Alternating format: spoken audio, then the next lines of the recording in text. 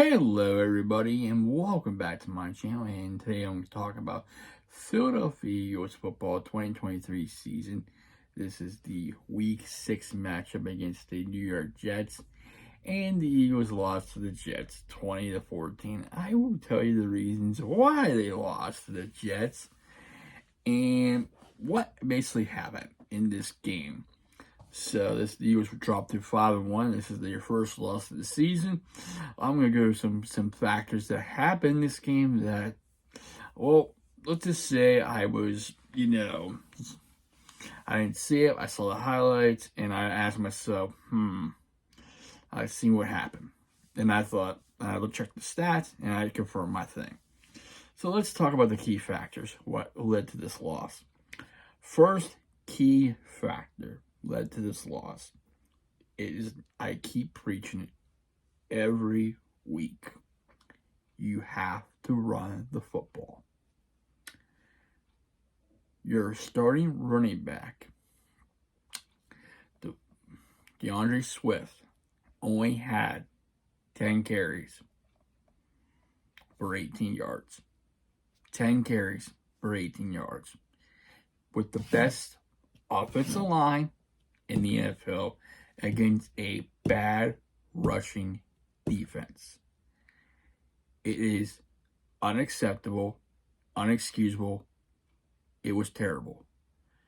Lack of running the ball didn't help their cause. Didn't help them win this game. They should have ran the ball more than pass. This game was a pass-happy team. It was bad.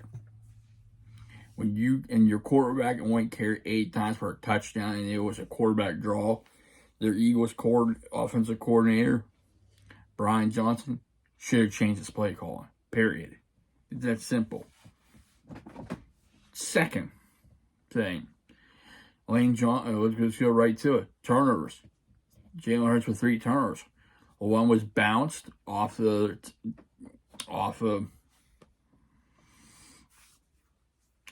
Dallas guard, got picked. The other one, he threw the other team, threw in double coverage. He needs to do a better job. You cannot be turning the ball over. Deontay Swift with a fumble too, but the 3 interceptions killed you. You cannot be doing it. You have to make adjustments. Adjust your play calling. You're out there calling the feed. You don't run the play. You change the play. Go to a run. You don't like it? Go to a run. Change it up. You're out there. You cannot be doing it. I mean, that's just inexcusable. Number 3, injuries. I'll say it again, injuries. Defensive side. No Slay, no Jalen Carter, no Reed Blanchard most of the game. You got secondaries banged up, and you're not getting much done. And you gave up 20 points in the game. Your defense kind of kept the offense into it, but injuries hurt. Then you find out Lane Johnson, your best offensive lineman, goes down. High ankle sprain. Don't know how long he's going to be out. I know he's tough, but he could be out next week. And it's a key game next week, too. Fourth, stupid penalties. Gotta be more disciplined. Gotta be more disciplined. Fifth, it's obvious. The play calling. Gotta run the ball. It's simple. Play calling, you gotta change your play calling. It's that simple. 5, play calling. Change it up. If you're you can't be pass happy.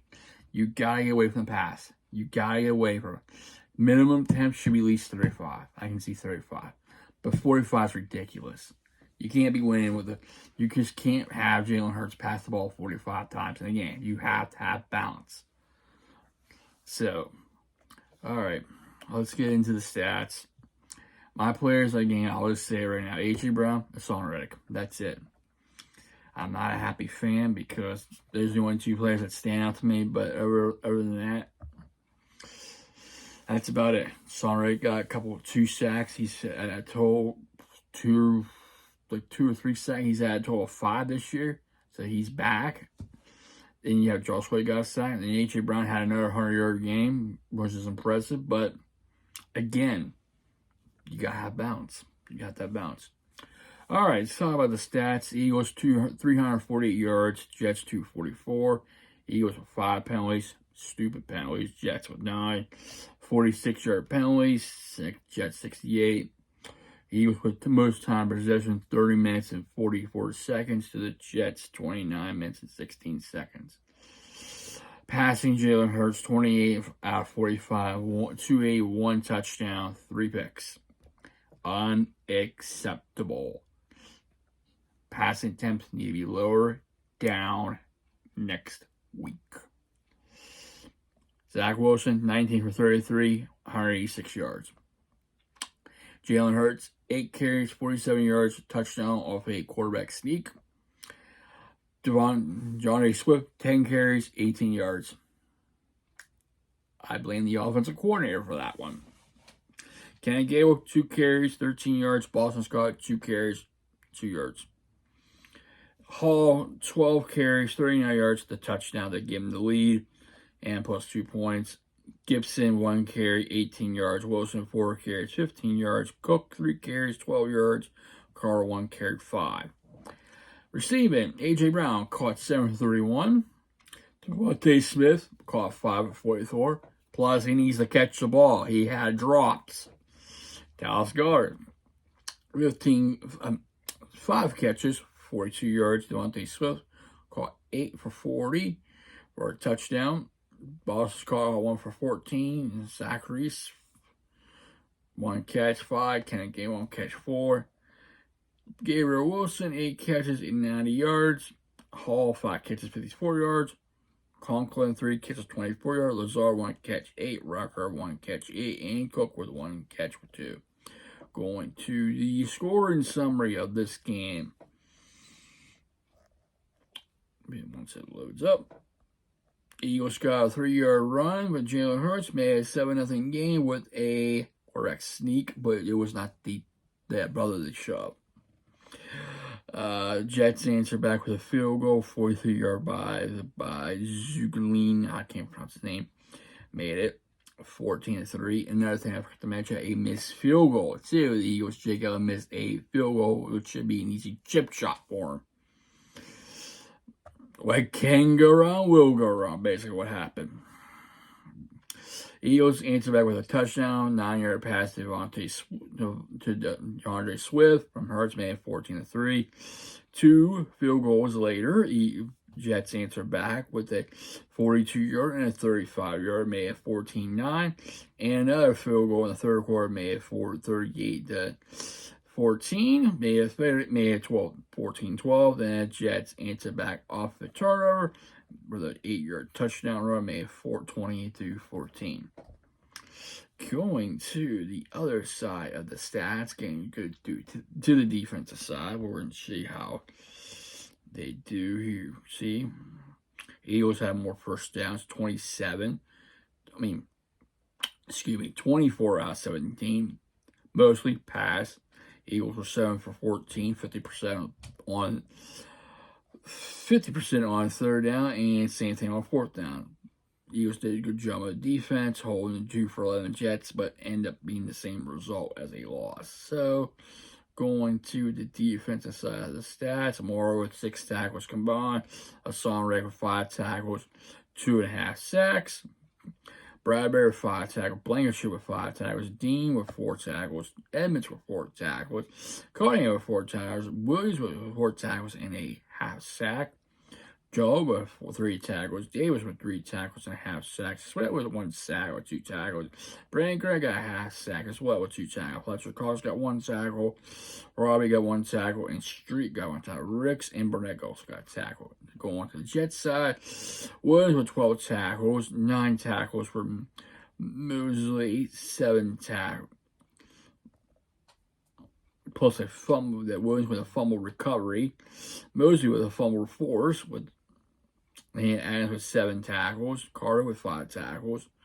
Whitehead with 3 tackles. Huff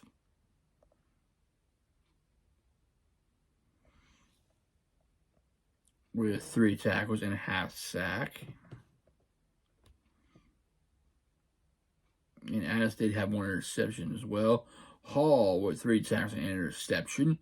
Hayes with 2 tackles. Frank Myers with 2 tackles. And Williams with two tackles and an interception. Davis with 2 tackles. Thomas with 2 tackles. James with 1 tackle. Sherwood with 1 tackle. Jefferson with 1 tackle. And a half sack. So the Eagles give up 1.5 sack, but those are costly. Going to my next week's preview. Eagles will be playing Sunday night, debuting the old Kelly Green. They are playing the Dolphins. If they continue to play pass-happy football, they are not going to win this game. Period. They need to go back to balanced offense. Run the football. Keep the Dolphins off the field. If this secondary is still banged up, they're going to get beat by the Dolphins receivers. We're talking about Tyreek Hill. We're talking about Ward. We talk about those guys. They're good. If Lane Johnson, I don't know if he's going to be playing Sunday night or not. That's up to, he might have a high ankle sprain. I won't be surprised if he's out. That's going to hurt the team. They need to run the ball more. They can't be pass protected because they need to protect the quarterback by running the football more. Make it simpler. Don't be predictable. Run the football, create balance. And the way I see it, it will come down to a 7-point game. If the Eagles run the ball more and pass less, it's a possibility they could win. But if they play like they did last week, I expect maybe a 20-point loss right there. But I will say this will come down to, this will be a 35-28 type of game. A lot of scoring. You got to remember, this is the Dolphins. He's got Tyreek Hill. He's beep speed. So if they can keep them off the field, I could see a 7-point game. If they don't, and they play pass happy again like they did this yesterday, I don't expect them to win. And the way the schedule is, it's not going to be easy at all. Because I look at their schedule right now, you got Dolphins Sunday night. Commanders gave them trouble before. Then you have Cowboys then. Following that, you have the bye week. After the bye week, you have Kansas City, Buffalo, San Francisco, Cowboys, Seahawks, Giants, Cardinals, and Giants. Not easy games coming up, especially right now. This is the test. You lost to a bad team. This is now going to be a real test because this next part of the schedule right here coming up is not going to be easy. Not going to be easy by a long shot. Dolphins, well, you see what they did to Denver, 70 points, but they can't put points up against Buffalo, but Buffalo pretty much took care of business. But right now, this is going to be a test because right now, they have to bounce back and win on Sunday.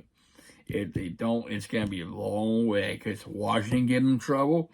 Cowboys are always going to give them a hard-fought game.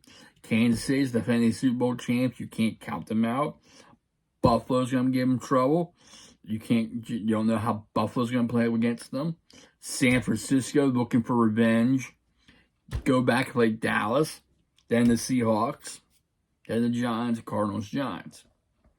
So right now, it's going to be, let's see what happens. So like I said, if the Eagles can run the ball more and pass less, be more consistent, have more balance, I can see them being Dolphins.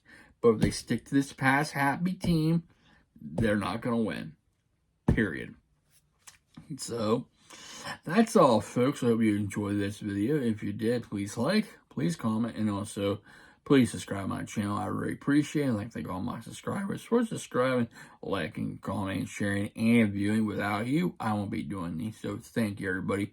Hope you have a safe and wonderful Monday, and I'll see you next time. Take care, stay safe, stay humble, and be a blessing.